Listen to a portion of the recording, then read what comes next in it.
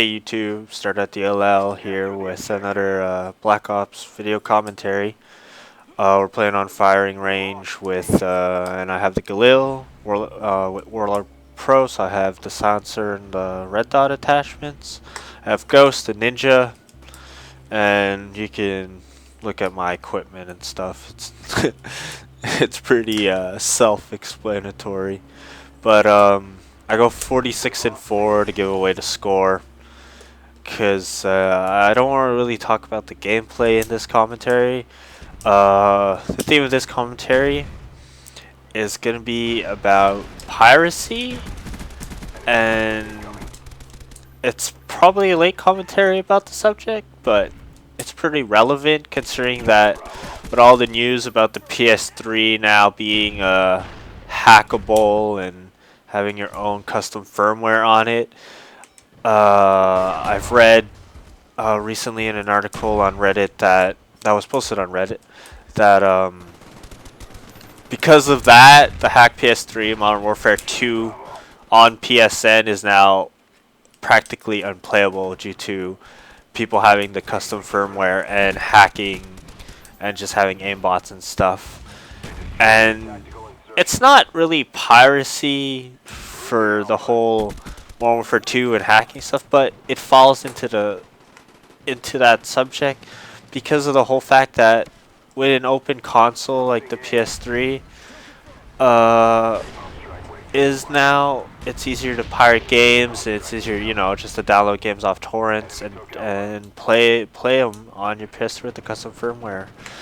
And piracy is a big deal these days, especially for PC gaming, because PC gaming has been, or the PC platform has been seen as the bad guy, or a platform that is not secure and is very easily pirated games are easily accessible, and it's easier to pirate on the PC than I would assume on the consoles, because I mean, we just now have unlocked the PS3 and now we can get custom firmware. So I mean, PC has been a very open platform for pirating, and a lot of people kind of try to justify why they pirate games. Oh, they're against the publisher, they're against that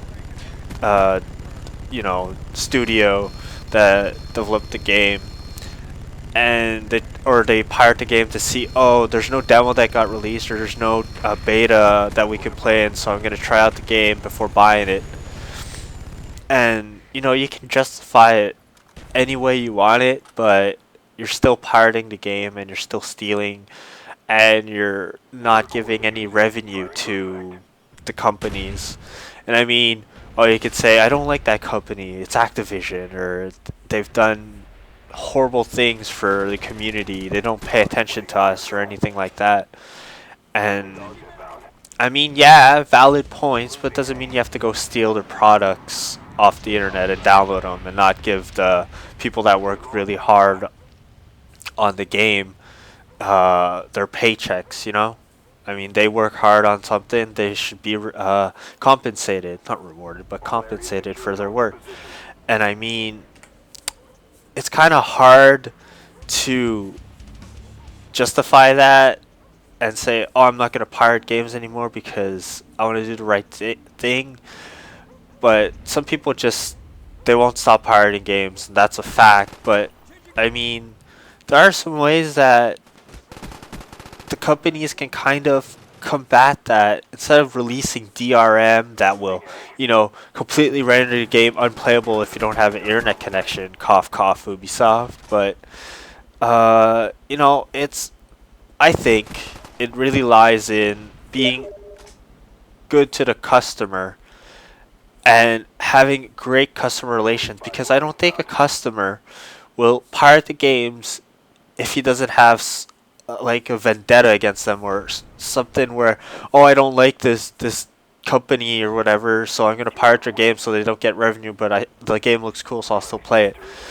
No, it starts with, I think it really does start with customer relations, and if you have loyal customers and you treat your customers right, like Valve and Steam and Steam and Valve does, then they will buy your games, or they'll buy the games and not pirate them. And I think that's one way to stop pirating. There's also, releasing betas and demos, and just letting the people try out the game before it's released to see if they'll, hook on it. Because once you get that hook and you just release, like, I know trailers and stuff, they show you the gameplay and everything, but once a player gets their hands on it, they say, oh man, I can't wait for this game to come out, and they'll put that $60, in their budget to buy that game because they've tried it out, they know they'll like it, and they'll know they'll get some enjoyment from it. And I think that's a great thing. That's a really great thing. And maybe release more free DLC. I mean, people don't want to shell out $15 more on a game they paid $60 on.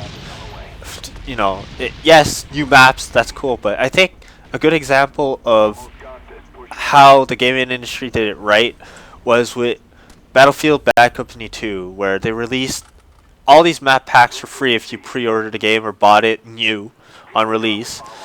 And then also they released like a $15 DLC that's practically a new game.